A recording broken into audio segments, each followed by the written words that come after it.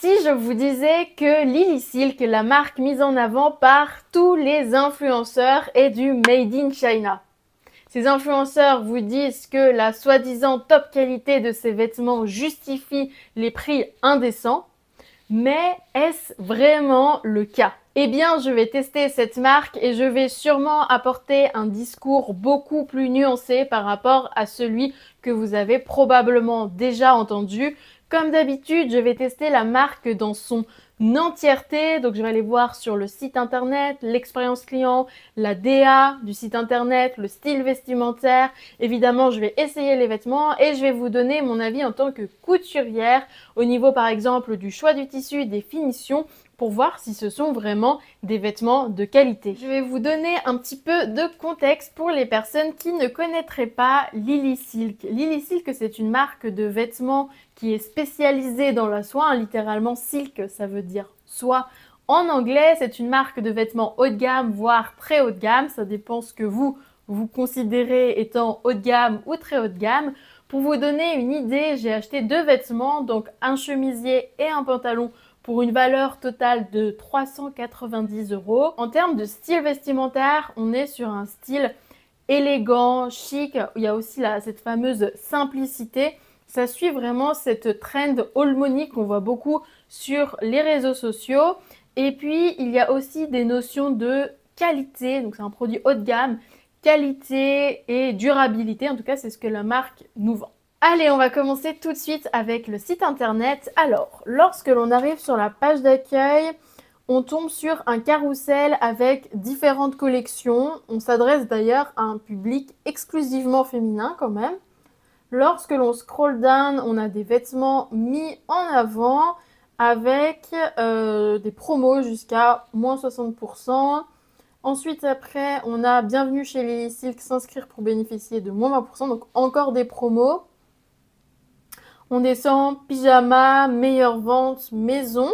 Ensuite, après, on a un petit paragraphe parce que nous nous soucions. Ce qui pourrait s'apparenter à leur valeur, et il y a la mention adopter un mode de vie plus écologique. Donc ça, c'est intéressant. Si on continue à descendre, on a plus à explorer avec un service de réparation, mouvement zéro déchet, mission caritative. Ça peut être super intéressant à aller voir un petit peu ce qui se passe dans ces onglets. Pour les couleurs du site internet, on a du blanc et du vert foncé. Et ça, je trouve ça super chouette parce que on a vraiment l'habitude de voir sur les sites internet du blanc et du noir. Et donc là, ça sort un petit peu de l'ordinaire. On va dire voilà, que le vert foncé, ça va être l'identité finalement de la marque Lily Silk. Pourquoi avoir choisi le vert? Est-ce que c'est pour rappeler la nature, l'écologie? On ne sait pas, mais en tout cas, c'est une couleur qui peut être très jolie, qui peut être très élégante. Par contre, il y a quelque chose que je ne comprends pas, c'est le choix du marketing de ne pas avoir suivi la même couleur, le vert, parce que c'est un vert, mais c'est un autre vert. Donc c'est comme si la ligne directrice de la marque, elle était rompue avec le packaging. Bon, il y a l'onglet soie, donc ça je pense que ça peut être super intéressant. On va commencer avec le premier onglet, MOM 101, les bases et au-delà. Donc on commence avec un titre, MOM, unité de mesure pour la soie. Je ne sais pas si vous connaissez le MOM, ou la MOM d'ailleurs, je ne sais pas comment on dit. MOM, donc c'est une unité de mesure pour la soie depuis le XIVe siècle. Au Japon, on peut considérer le MOM, donc c'est le MOM, comme la densité de la soie mesurée par le poids pour 100 yards de soie. Donc, je ne sais pas si vous avez compris quelque chose. Trop bizarre qu'ils utilisent yards de soie, puisque le yard, c'est une unité de mesure anglo-saxonne. Donc nous, en France, on ne comprend rien. Il s'agirait de traduire correctement les sites internet. C'est pas grave, on va demander à ChatGPT. D'ailleurs, ils auraient pu eux-mêmes demander à ChatGPT. Ok, ChatGPT, il nous dit le MOM est une unité de mesure utilisée spécifiquement pour évaluer le poids de la soie. Cette unité est essentielle pour déterminer la qualité et la densité du tissu en soie. Un MOM, c'est une unité de poids utilisée principalement pour la soie et ça équivaut à 4,3 grammes par mètre carré de soie. Donc il nous explique qu'il y a trois types de soie, la soie légère, la soie moyenne et la soie lourde. Donc la soie légère, c'est 6 à 12 mômes. C'est utilisé pour les vêtements délicats, pour les accessoires. La soie moyenne, c'est 12 à 19 mômes. C'est pour les chemisiers, les robes, les foulards. Et la soie lourde, c'est 19 à 30 mômes. Donc c'est pour les robes de soirée, les vêtements d'extérieur et la literie. Donc ça, je trouve que c'est super intéressant. Dommage que ce soit pas mieux expliqué ici. On a comment môme est mesuré. On a histoire de môme. Donc je ne sais pas ce que vous en pensez. Mais ça, perso, je m'en fiche. J'aurais préféré avoir l'histoire de la soie, à la rigueur, m'expliquer un petit peu comment ça se passe dans leurs ateliers, à quoi ça ressemble, etc. Ensuite, après, on a la gamme de mômes. Comme ChatGPT nous a dit, on a le môme léger, moyen et lourd. Mais ici, il ne nous donne pas de chiffres, donc on ne sait pas à quoi ça ressemble. Et par contre, en dessous, on a un tableau super intéressant. On a tous les types de tissus. Chiffon, soit georgette, soit charmeuse, soit crêpe de Chine, sergé de soie, etc., etc. Et vous avez la gamme de mômes, vous avez les textures, le poids, la durabilité, les caractéristiques, le cas d'utilisation. Donc ça, pour le coup, c'est un tableau qui est super intéressant. L'onglet suivant qui peut être intéressant, c'est soit facile à entretenir. En fait, le premier paragraphe, ils nous disent que, en gros, on aime la soie, mais ce qui nous fait peur, c'est l'entretien. On n'a pas envie de laver nos vêtements à la main et leurs vêtements à eux passent à la machine à laver apparemment. Donc ça, c'est super. On a du coup la soie crêpe de Chine qui passe à la machine à laver. Après, on a des exemples de vêtements en soie crêpe de Chine. On a le sergé de soie avec d'autres exemples. On a le tricot de soie avec d'autres exemples et on arrive déjà au bout de la page. Ça, c'est étonnant parce que je ne sais pas si vous vous rappelez sur l'onglet juste avant, il y avait un tableau avec, je ne sais pas, peut-être 8 soies différentes, 8 types de tissus différents et du coup, ça me fait me poser une question. Est-ce que dans l'onglet d'avant, ils nous ont mis un tableau pour nous faire plaisir pour écrire des trucs sur leur page et finalement il n'y a que 3 tissus à l'intérieur de ce tableau qu'ils utilisent vraiment dans leur marque, ou est-ce que cet onglet là il est incomplet, ils ont mis que 3 types de tissus et il manque tout le reste de tissus. C'est un petit peu étonnant. Si on retourne par exemple pour le soie crêpe de Chine, on va lire ce qui est marqué quand même. Un tissu léger fait de fibres de soie de mûrier de qualité supérieure, dont certaines sont torsadées dans le sens des aiguilles d'une montre et d'autres dans le sens inverse. Ces fibres sont ensuite tissées dans un tissu à armure toile, respirante, hypoallergénique, résistance aux rides et durable. La soie crêpe de Chine résiste tout au long des saisons. Lavage à la main à l'eau froide, lavage en machine délicat. Je sais pas ce que vous en pensez, mais c'est pas clair, on s'en fiche. Encore une fois, je trouve que c'est un texte de blabla qui est là pour faire du blabla. S'ils veulent expliquer la différence entre la soie crêpe de Chine, entre le sergé de soie, entre les différents types de soie, au niveau du tissage, et dans ce cas-là, ils mettent des petits schémas pour expliquer comment les fils sont tissés, dans quel ordre, etc. Et c'est ça qui va donner finalement le toucher, le tombé d'un tissu. Voilà, s'ils veulent montrer ça. Mais nous expliquer que les fils ont été tournés dans un sens, tournés dans l'autre sens, etc. On s'en fiche. Et d'ailleurs, dans leur blabla, ils parlent de soie de mûrier. C'est étonnant parce que le mûrier, c'est un arbre et la soie, ça ne descend pas de l'arbre. Donc, est-ce que vous savez comment est fabriquée la soie? Allez, je vous explique comment on fait la soie. La première étape, c'est l'élevage des vers à soie. Comment ça se passe? Il y a des petits papillons comme ça qui font leur vie et qui viennent pondre des œufs sur les feuilles de mûrier. Ensuite, ces œufs vont éclore et il va y avoir des petites chenilles qui vont venir manger les feuilles de mûrier et qui vont devenir des grosses chenilles. La deuxième étape, c'est la formation des cocons. Quand elles sont devenues des grosses chenilles, elles vont commencer à produire de la soie pour pouvoir se transformer en chrysalides. En gros, elles vont former des huîtres autour de leur corps avec du fil à soie pour créer un cocon. Et ça prend environ 2-3 jours. La troisième étape, c'est la récolte des cocons. On va venir récolter les cocons lorsque les vers à soie sont toujours à l'intérieur des cocons, puisque si on attend que le papillon sorte du cocon, eh bien ça pourrait endommager les cocons et donc du coup les fils à soie. On va venir tremper ces cocons dans de l'eau bouillante pour venir tuer les vers à soie et pour venir diluer, dissoudre la séricine, donc c'est la protéine qui va lier les fils de soie ensemble pour pouvoir ensuite récupérer les fils de soie. La quatrième étape, c'est le dévidage de la soie. Donc on va venir récupérer les fils à soie et les enrouler sur un dévidoir. Et chaque fil de soie mesure entre 300 mètres et 900 mètres de long. La cinquième étape, c'est la filature de la soie. En gros, on va venir récupérer les filaments de soie qu'on va venir torsader ensemble pour faire un fil de soie. C'est ce que Lily Silk vous expliquait tout à l'heure. On va venir torsader dans un sens, torsader dans l'autre sens pour faire des fils plus résistants. La sixième étape, c'est le tissage de la soie. Donc ça, c'est l'étape où vous allez prendre plusieurs fils de soie que vous allez tisser ensemble pour faire un tissu. Il y a différents types de tissage et donc c'est ça qui va vous donner des tissus différents comme par exemple le sergé de soie, le satin de soie, le chiffon, etc. Et vous allez avoir un rendu différent au niveau du toucher, du tombé, de votre tissu. La septième étape, c'est la dernière étape, la teinture et la finition. C'est dans cette étape que vous allez venir rajouter des produits chimiques pour venir par exemple teindre votre tissu, pour lui rajouter de la brillance, pour lui rajouter de la résistance pour qu'il soit plus durable. En termes d'impact écologique, la soie va avoir un impact écologique vraiment moindre comparé au coton et on va vraiment avoir une super qualité de tissu. Mais voilà, je pense qu'il est quand même important de savoir que dans le processus de fabrication de la soie, on va venir tuer les vers à soie. Et là, je trouve que Lily Silk dit que c'est de la soie de mûrier, comme si la soie venait de l'arbre, comme ça.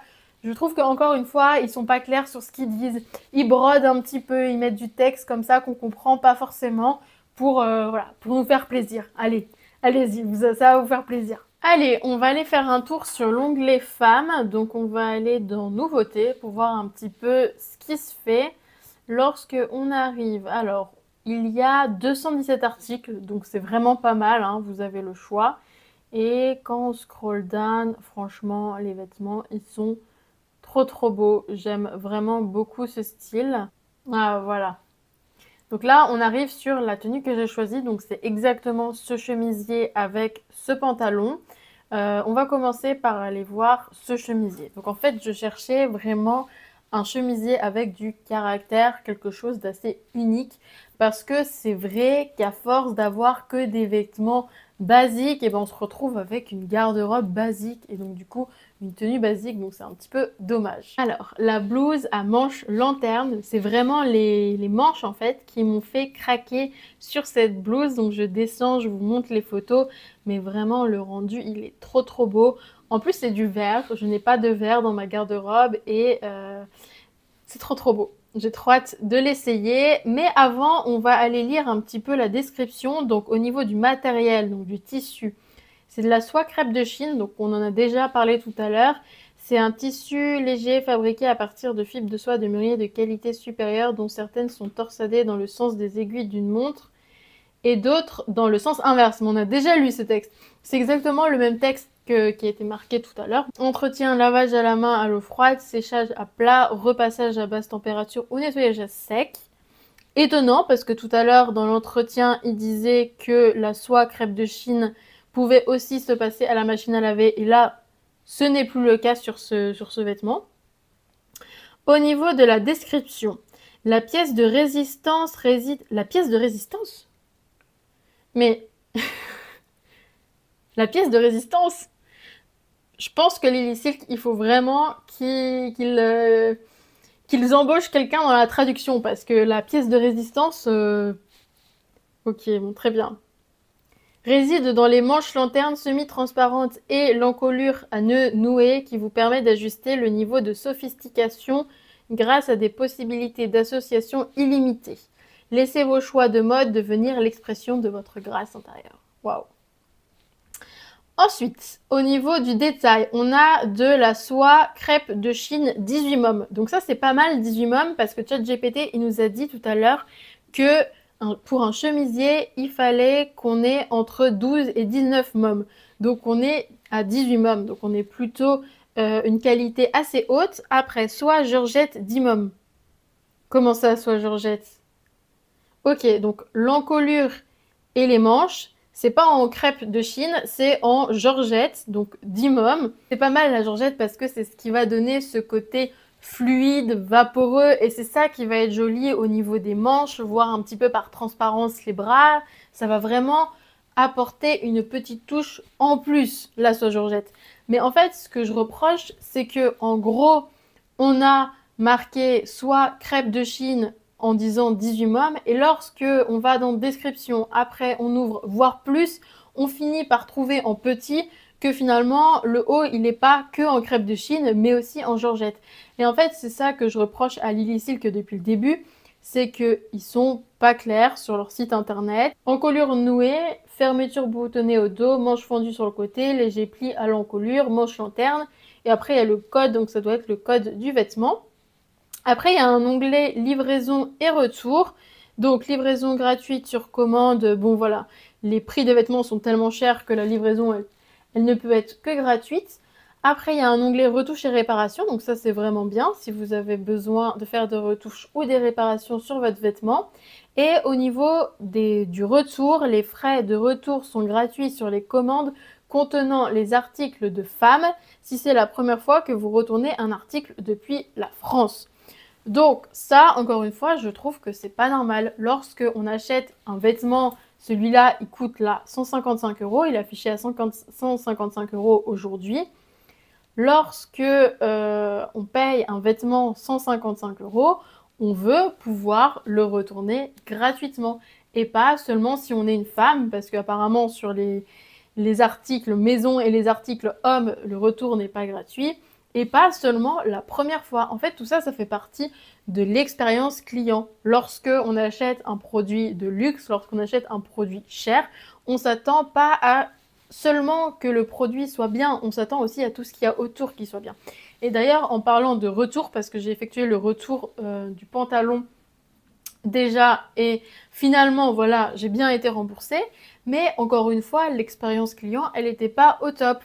J'ai attendu 3 semaines, 4 semaines avant d'être remboursée, donc déjà, ça a pris du temps, mais c'est pas seulement ça, c'est-à-dire que je reçois des mails de publicité de Lily Silk tous les jours. J'aurais pu très bien recevoir un mail « Nous avons bien reçu l'article que vous avez retourné et nous allons vous rembourser d'ici 1 semaine, 2 semaines, etc. » pour bien que, voilà, il y a un suivi en fait, qu'on me confirme qu'ils ont bien reçu, que je vais être remboursée. Non, j'ai pas eu ça, j'ai pas eu d'informations, j'étais dans l'attente, peut-être qu'on va pas me rembourser. Et voilà, finalement, j'ai bien été remboursée.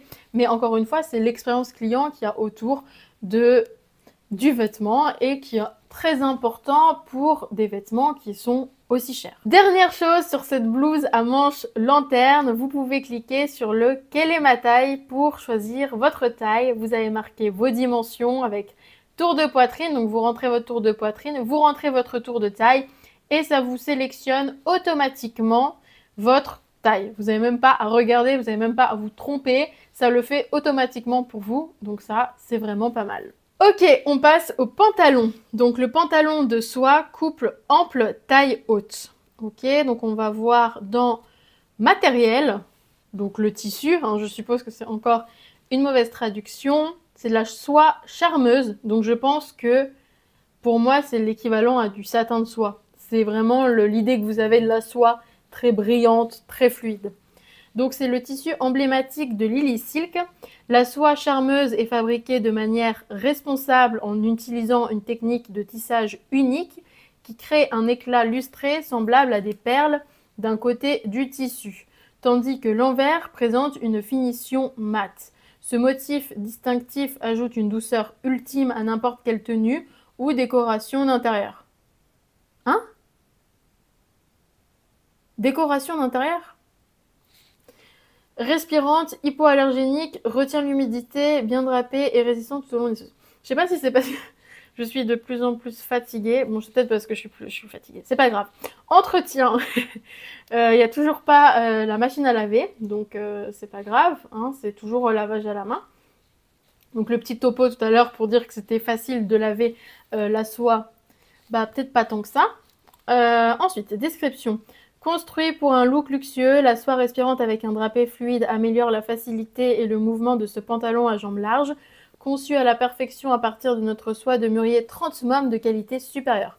Donc ça, 30 mom, on l'a vu avec ChatGPT tout à l'heure, c'est vraiment bien, c'est vraiment la soie lourde, c'est vraiment la meilleure qualité qu'on peut avoir pour de la soie. Donc c'est vraiment très bien. Ils offrent une texture lisse et soyeuse, incroyablement douce contre votre peau. La silhouette à jambes larges crée un look fluide et flatteur, accentué par un double pli sophistiqué à l'avant.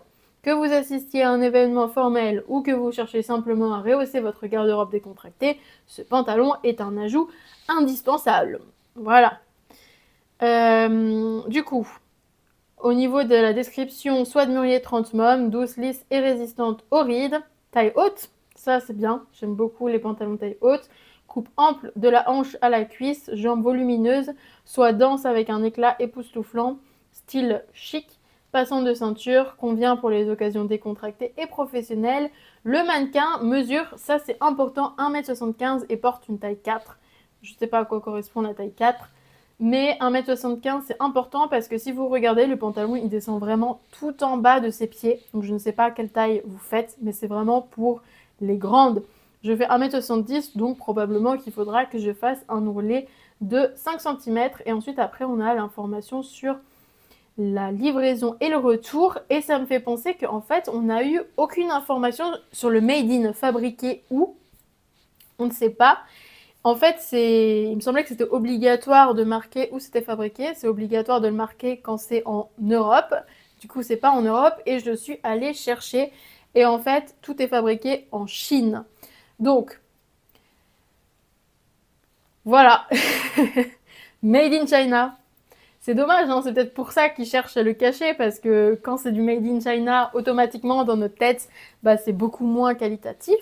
Mais il faut quand même dire que non, ce n'est pas le cas. Il peut y avoir de très bons ateliers en Chine. Il peut y avoir de meilleurs ateliers en Chine que en France ou en Europe, on ne sait pas. Par contre, ce qu'on sait, c'est que les normes européennes sont beaucoup plus strictes que les normes en Chine. Mais en soi, que ce soit fabriqué en Chine, c'est une chose. Moi, je trouve que ce qui est le plus gênant, c'est qu'il y a un manque de transparence, encore une fois. Je me rends compte qu'il y a un label qui est marqué assez gros pourtant, et que je suis passée sans le voir, c'est le label Ecotex Standard 100. Je ne sais pas si vous connaissez ce label. C'est un label pour certifier que lorsque vous portez le vêtement, ce n'est pas nocif pour vous, c'est-à-dire que il n'y a pas, par exemple, de produits chimiques utilisés qui seraient nocifs pour la santé, pour votre santé. Donc ça, c'est vraiment pas mal. Du coup, ça veut dire que tout à l'heure, ce label, il n'était pas sur la blouse, donc ça c'est un peu dommage, j'aurais aimé l'avoir sur la blouse aussi. Ok, on va passer à l'ouverture du colis, donc on commence, on a une première pochette plastique, on enlève, on se retrouve avec deux pochettes plastiques à l'intérieur. Dans ces pochettes plastiques, on a des enveloppes en carton verte où c'est marqué Lily Silk d'un côté et de l'autre côté c'est marqué We want to inspire people to live a better life and more sustainable lifestyle. Our care for one another and the planet is what drives us. Il y a vraiment ce côté vert, éco-responsable, ils veulent améliorer la vie des gens. Bon bref, alors je vais sortir ça. Donc lorsqu'on sort les vêtements, c'est effectivement emballé dans du papier de soie. Donc à partir de ce moment-là, vraiment on commence à avoir un emballage qui est digne de ce qui est pour moi Lily Silk. Donc on a du papier de soie, on a notre vêtement qui est plié autour d'un carton. Bon écoutez, je ne vais pas revenir sur le colis, mais je suis vraiment déçue de cet emballage plastique dans un autre emballage plastique. Franchement, j'ai testé d'autres marques que vous avez pu voir sur ma chaîne, où j'ai payé vraiment beaucoup moins cher avec des cartons tout fins, des jolis papiers de soie, des petites cartes de remerciements, des petits mots, des... Voilà quoi. Là, il n'y a rien. Il y a du plastique. Bon, les amis, on va commencer par les critiques négatives et après on va terminer par les critiques positives. On va bien terminer. Ce sera mieux. Bon, ce qui est assez évident, c'est le pantalon qui ne va pas du tout. Du tout. Du tout. Pourtant, j'ai utilisé le fameux guide des tailles que je vous ai montré juste avant et qui était vraiment bien fait. Donc je me suis mesurée, j'ai rentré ma taille et ça m'a proposé une taille qui équivaut à une taille M, il me semble. Généralement, je fais une taille S, mais parfois c'est vrai que pour les pantalons, c'est mieux une taille M, c'est plus agréable. Donc voilà, ça m'a pas choqué plus que ça, pourquoi pas. Mais là, lorsque l'on regarde sur la vidéo, il me semble qu'il y a un sacré problème de taille. Je ne suis même pas sûre que si je prends la taille du dessous, ça m'irait quand même. C'est pour ça que j'ai renvoyé. J'ai même pas voulu essayer de faire un échange ou quoi, parce que je sentais que ça allait être plus compliqué qu'autre chose. D'ailleurs, je vous ai montré avec mes mains sur la vidéo. Donc la main du bas, c'est l'endroit où la fourche du pantalon est réellement. Et ma main du haut, ça montre l'endroit où la fourche devrait être. Puisque c'est censé être un pantalon taille haute quand même, pas taille basse. Donc là, il me descend en bas de la taille. Il est extrêmement long. Bon, ça, je l'avais vu qu'il aurait fallu faire un ourlet de toute manière. Il est extrêmement large. En plus de ça, comme il est froissé, ça rend vraiment pas beau. Je sais pas ce que vous en pensez. Mais là, y a rien qui va. Voilà. Allez, un petit peu de positivité dans cette vidéo quand même. Je fais que critiquer. C'est pas le cas dans toutes mes vidéos, hein. Mes vidéos test. N'hésitez pas à aller voir les autres d'ailleurs. Pour le chemisier, je l'ai essayé avec un autre pantalon, un pantalon blanc comme ça. On n'est pas gêné par le fait que le pantalon ne va pas du tout. Le chemisier, je le trouve très très beau, très très classe. Au niveau au niveau de la coupe, tout va bien, tout me va très bien. Et au niveau de la couleur, je sais pas si on le voit très très bien à la vidéo, mais ça rend vraiment ce côté brillant, mais ce côté un petit peu lumineux en fait, ça réfléchit presque la lumière. C'est vraiment un tissu très très beau. Donc, la soie crêpe de Chine. Effectivement, il y a un côté un petit peu plus rugueux que le pantalon où on a un côté un petit peu satin, vous savez, très très doux, très très fluide, franchement très agréable à porter. Là, on a un côté un petit peu plus rugueux. C'est pas du tout désagréable, hein, ça reste doux, ça reste agréable à porter. C'est très vaporeux, c'est très léger, c'est très... On sent presque pas le vêtement sur nous en fait. Franchement, c'est très très agréable. Encore une fois, je me répète.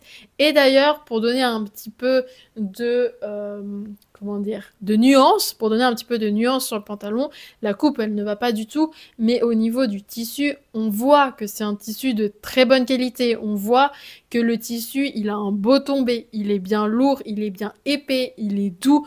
On voit que c'est franchement des tissus qui ont l'air de très bonne qualité. On a vraiment de très très belles finitions. On peut voir des surpiqûres très très fines, par exemple au niveau du décolleté, au niveau de l'ourlet, vraiment un ourlet très très fin. Au niveau de la manche, on a des boutons recouverts avec le même tissu que le haut. Et on peut voir au niveau de l'ouverture de manche, pareil, des ourlets avec une surpiqûre, vraiment quelque chose de très très fin, c'est vraiment très beau. À l'intérieur de la blouse, on a des coutures anglaises, donc ce sont de très belles coutures, on ne voit pas de fil qui dépasse. Au niveau du col, dans le dos, cette fois, on a de nouveau deux boutons recouverts avec des petits élastiques pour la fermeture. Concernant le pantalon, on a également de très très belles finitions, on n'a pas de couture apparente. C'est pareil, les poches sont très très belles, très bien finies, on ne voit pas de fil qui dépasse. Au niveau des ourlets, on peut voir que ce sont des coutures invisibles. Encore une fois, on ne voit pas les coutures. Lorsque l'on regarde à l'intérieur du pantalon, on peut voir notamment la braguette qui est très très bien finie. Et vous avez également la couture au niveau de l'entrejambe qui est aussi très très belle puisque vous ne voyez pas de couture ou de surjet. En fait, encore une fois, il y a un biais qui est apposé pour qu'on ne voit pas les fils. Au niveau des coutures du côté de la jambe, on a des surjets, mais là, ils sont bien plaqués, donc ça reste très joli comme couture. Excepté le problème de taille, finalement, on a de très beaux vêtements avec de très beaux tissus et de très belles finitions. Donc, je pourrais dire qu'on est quand même sur des vêtements de très bonne qualité. Donc c'est plutôt une bonne nouvelle vu le prix de départ. Je sais pas comment je vais réussir à résumer cette vidéo, mais au niveau du tournage, c'était dense, c'était long, il y avait des choses à dire. Je suis mitigée, hein, vous l'auriez compris, sur la marque. Si pour vous, acheter un vêtement, ce qui compte, c'est que le vêtement soit bien, de bonne qualité, effectivement, les tissus sont très beaux. Ils ont l'air de très bonne qualité, les finitions sont très belles. Et finalement, ça remplit ce que l'on voulait. On va dire que le pantalon, c'était pas de chance. Voilà. Peut-être que tous les autres vêtements, ça se passe bien. Peut-être que là, j'ai pas eu de chance. Mais pour moi, ce qui compte aussi, c'est l'expérience client, c'est ce que nous raconte la marque, son histoire, sa transparence. Et tout ça, eh ben, vous l'aurez compris, je suis pas du tout convaincue. Ce que j'aimerais savoir, c'est est-ce que vous avez déjà acheté chez Lily Silk? Dites-le moi dans les commentaires. Dites-moi ce que vous en pensez. Est-ce que vous êtes plutôt de mon avis ou est-ce qu'à l'inverse, vous trouvez que j'abuse? Si c'est pas le cas, que vous n'avez pas encore acheté chez Lily Silk, dites-moi si ça vous a donné envie ou pas d'acheter chez Lily Silk.